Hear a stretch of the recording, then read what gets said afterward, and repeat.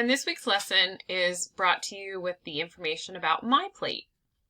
My Plate was created and released by June 2011. It is recommendations for healthy eating, portion sizes, and it is from 2 years and up. And it's based on a 2,000 calorie diet, which is what our nutrition label is also based on. The fruit group is the first group, and it's a little bit less than half your plate, or a quarter of your plate. And the fruit and vegetable group share the same key consumer message. Make half your plate fruits and vegetables. So there's many different ways. Fruits can be a snack, a salad, you can cut them up whole, and they're more nutrient dense when they're in their natural form.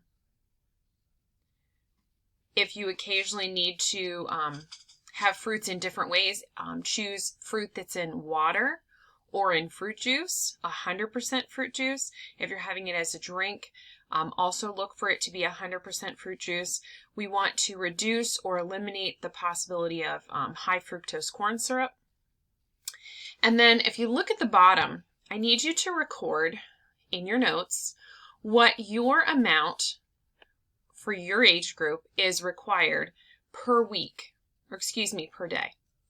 So the guys between 9 and 13 would write down 1.5 cups daily for fruit, and the girls would also, from that same age group, would include 1.5 cups daily of fruit.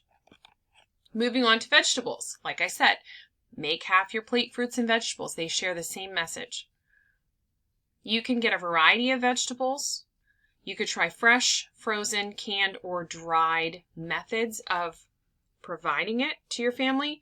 The variety in color is also very important. The key consumer message should be something that you think of when you're not able to measure the food. So visually you try to imagine what would make up half of my plate, and you could see that the fruit and the vegetables should be on the one half. And the grains and protein and dairy we'll talk about in a little bit. If you're writing this down so that you can participate in the activity, it is 2.5 cups for the boys between 9 and 13, and for the girls between 9 and 13, it's just 2 cups. Your nutritional needs change based on your activity level, your stage of development, and your needs. The protein group is not to be forgotten. We should choose a variety of protein sources. You can even add meat, poultry, and seafood can be in 8 ounces total per week.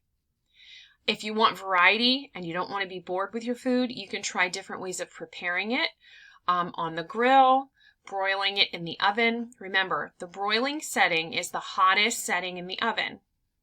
It's as hot as it can go. There's really not even a number.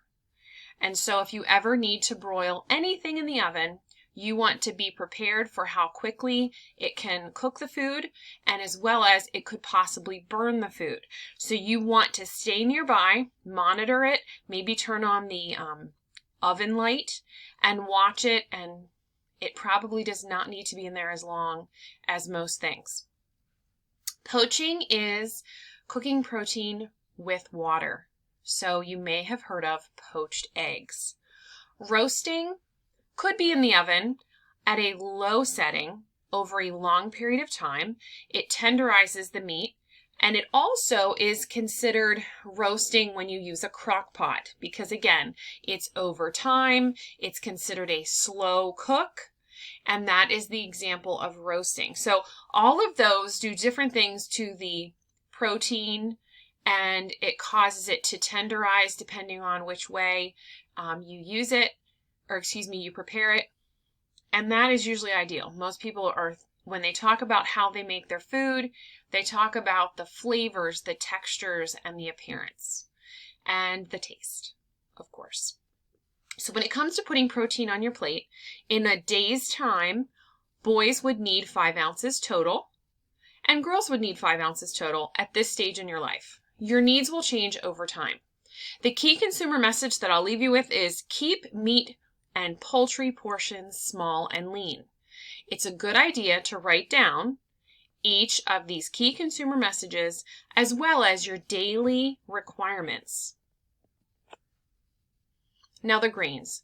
Make half your plate whole grains, or excuse me, half your grains whole grains.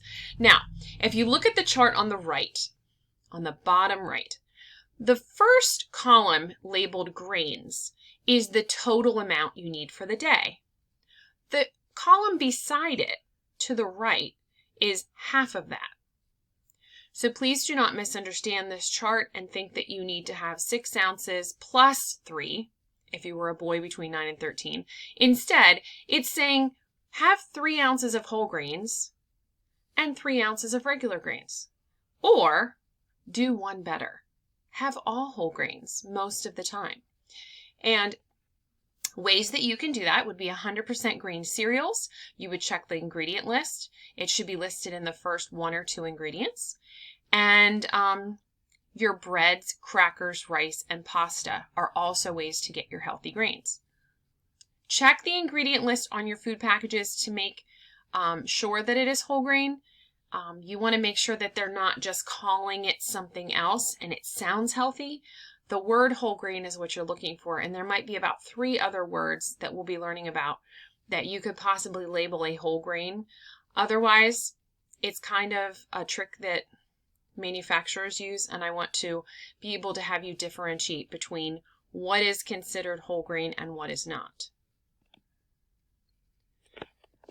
Going back, I forgot to say that you would want to write down, the boys would want to write down their grains total for the day as well as what half of that would be, and the girls would want to write down their total, which is 6 ounces, and what half of that would be, or excuse me, 5 ounces, and half would be 2.5 daily. The dairy group, I'm going to go very quickly here. Calcium is what we're looking for. If the dairy product does not contain calcium, it doesn't even count. So sour cream is not considered a high enough calcium rating, so it wouldn't count as part of your dairy. You do need a total of 3 cups daily, whether you're a boy in this age group or a girl.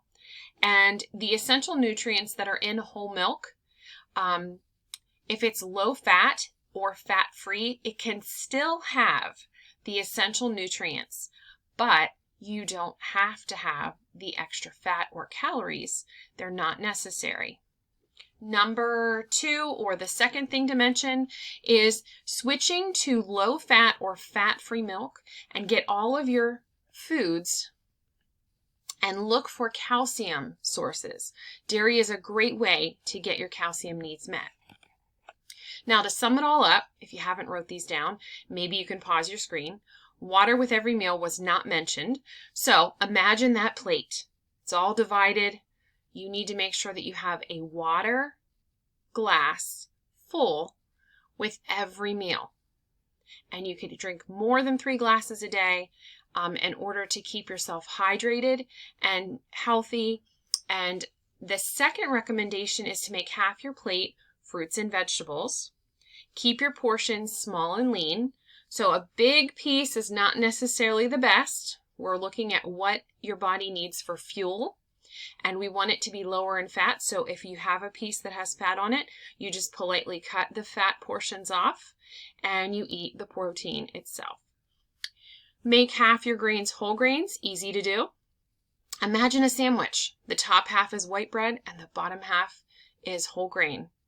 It's kind of the concept that we're looking for. But one better would be to have a whole grain sandwich. So make it top and bottom whenever you can. Switch to low fat or fat-free milk and make sure that they are calcium-rich foods. All right, and that is all for today. And if you need to go back over and hit replay, you may do so.